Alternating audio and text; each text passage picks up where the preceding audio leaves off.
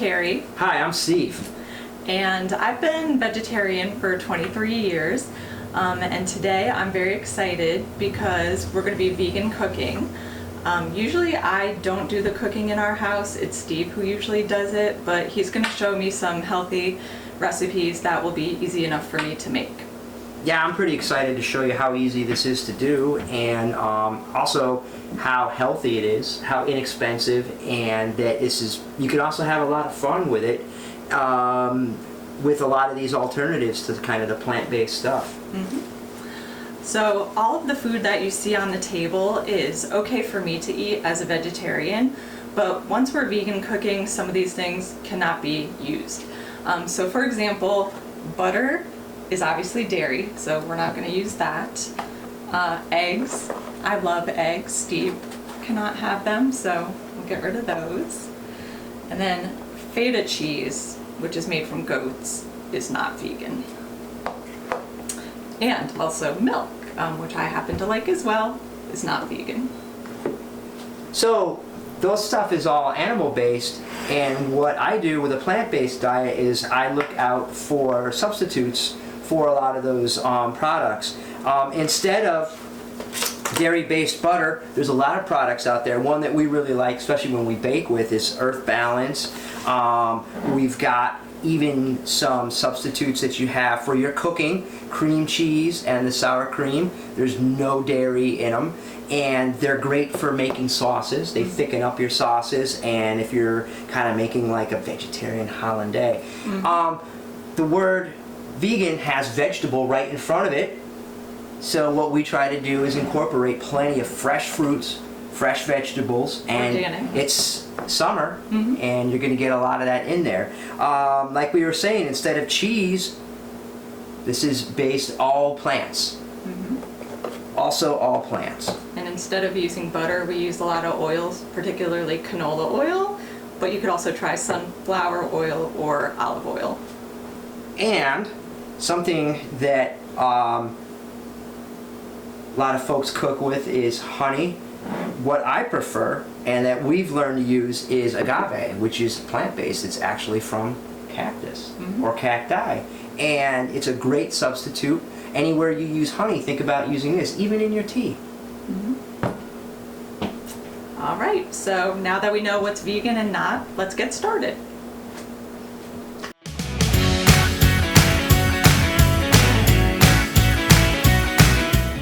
Okay, so how about we make a breakfast entree and then something for dinner? That sounds good. Let's get at it. Okay, so for breakfast we're going to make granola and cashew milk. Let's start with cashew milk. It's incredibly simple. The first thing that you need to have is a really good blender like this Vitamix. And what we're going to do is we're going to take 1 cup of cashews that have been soaking overnight. So do you want to put that in the blender? Absolutely. Okay. And we're going to blend this on low.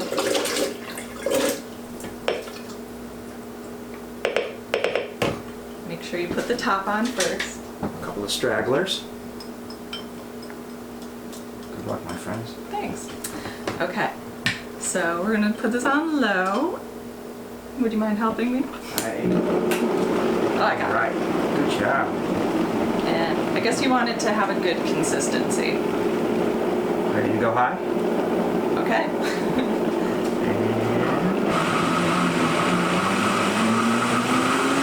Here comes the magic. Okay. All right, so this looks really good. And now we're just going to sweeten it with a little bit of that agave that Steve was talking about. So you're going to need 1 tablespoon. Put it in. This is already getting to the consistency that we're shooting for. Yeah, if you need to, you can add a little bit more water, but ours looks pretty good, so we're just gonna lightly blend it just to get that sweetener. Okay. And that should be good. Now we're just gonna put it in a mason jar and put it in the fridge.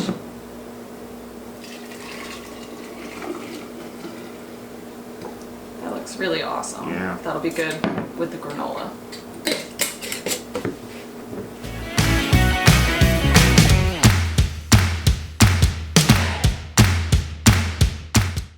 Okay, so let's take a look at this recipe. This is a basic granola recipe from chowhound.com, but we're just going to make a few modifications to make it vegan. In a bowl, you're going to take 3 cups of rolled oats, 3 tablespoons of packed brown sugar, a 1/4 teaspoon of salt, and gently mix. In another bowl, would you mind adding these? No. We're going to combine 1/3 cup of agave nectar, a 1/4 cup of vegetable oil, and 1 teaspoon of vanilla extract.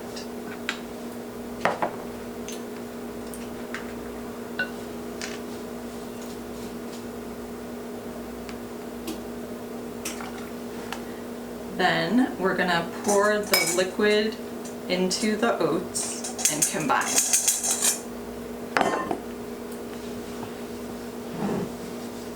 It smells good already. Thanks. So as folks know, oats are really good for your daily fiber. They also have some protein in there and they fill you up. So they kind of serve a bunch of different purposes. And you can buy them in bulk when you go to your local health food store. You can buy them in small bags, you can buy them plain, you can buy them prepared. It's a really versatile food that you want to kind of work into your vegan repertoire. Okay, that looks good. All right, so now we're going to spread this. And we have a baking sheet. We're going to spread this mixture on the baking sheet, and once it's spread, we're going to bake it for 15 minutes at 300 degrees. Okay, that's the engineer in me making it too precise. Now, like we were saying, 15 minutes, 300 degrees. In she goes. All right. So while that's cooking, why don't we move on to the next recipe? Right.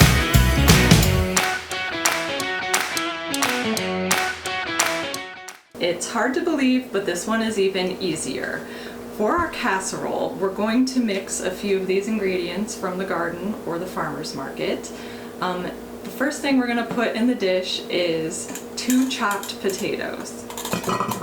Sometimes we get a little crazy in this house and we substitute some apples or some other root vegetables that might be out there, or maybe somebody, nice person at your work gives you some oddball vegetable like a sweet potato. Get crazy, substitute it in. We're also going to add 1 chopped zucchini. Everybody has that this time of year. Yeah, probably in a bunch, or yellow squash, or why not let them play together, yellow and green. A 1/4 cup of chopped bell pepper. A 1/4 cup of seasoned vegan breadcrumbs. And 1/8 of a cup of olive oil plus 1 tablespoon. Then we're going to bake this for 45 minutes to 1 hour. And let's not forget a perennial favorite in our house, Yes. to some people's chagrin, the old onion. Go ahead.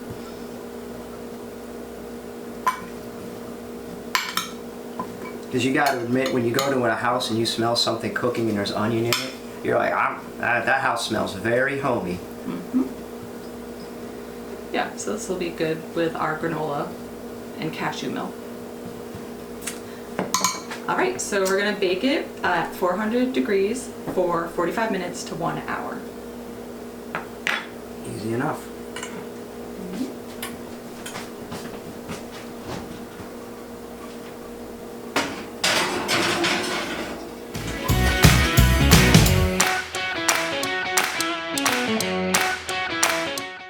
And through the magic of television and computers, we have the magic casserole ready for consumption. Wow, that looks really good. Want to try it? Excellent, absolutely. Okay. I made this, so we'll see how good it is. There's a lot riding on this. Okay. All right, let's give it a shot. Moment of truth. Wow. It tastes like from a restaurant. It's very good. I think there's hope for you. Thanks. We could have this for dinner or breakfast. If I bring it to work, hope nobody steals it from the work refrigerator. Yeah, right? Yeah, so this casserole is pretty banging. It's great. And you saw how easy it was to throw together with basic ingredients. Nothing fancy, nothing exotic, nothing expensive. Yep. Prep was incredibly simple. And no animals were harmed in the making of this breakfast. So it's No good. marriages were ruined in the making of this dinner. Yeah. Even more important. Very good. Yeah.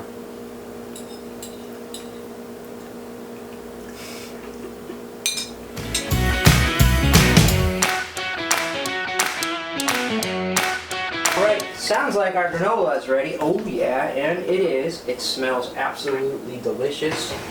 Hot vanilla, how can you not love that? Here she comes. Make sure you use appropriate hand protection because this cookie sheet is HOT hot. There she is. So now we're gonna assemble our granola and we'll sample it together. So what we're gonna do is put some in a bowl. You probably wanna let this cool before you do this, but. And then you can add different vegan toppings that you like. So I really enjoy pecans, so I'll throw some of those in there. Yep.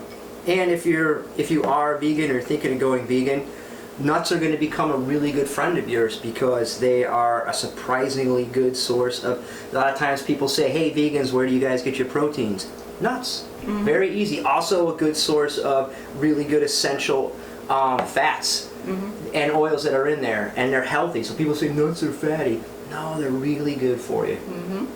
And we're also going to add in some fruit, so some fresh local blueberries. Yeah, great for your antioxidants if you have to sell blueberries to somebody who maybe is on the fence about blueberries. They're delicious and they're healthy for you. And you can use other things that you have in your kitchen. If you have coconut shreds, if you have dried fruit, feel free to throw that in your granola. And don't forget your cashew milk that you put in the refrigerator. So this is homemade. Never done this before. Ooh, Looks good. smells great. Would you like to take the first bite? I would, and I'm going to get my special recyclable camping spoon. How is it smell? Smells great.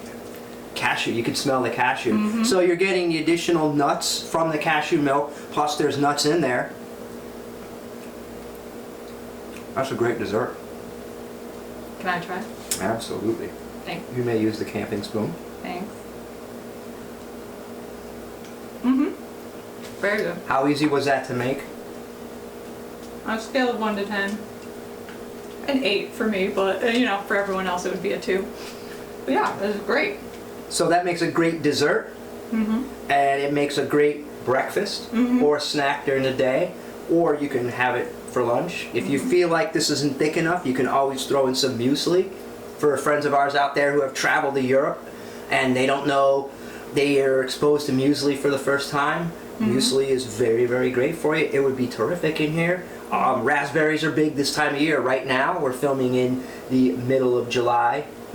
In the northeast of the U.S., raspberries are going bananas, and they should go in here. Speaking of bananas, bananas could go in here. So it's super versatile. It's very fun. It's sweet, but not sickly sweet like those childhood cereals that we've had that go right through your teeth. No, it's very fancy. Yep. And good. Good job. High five. You did well. Not bad at all. He really likes it.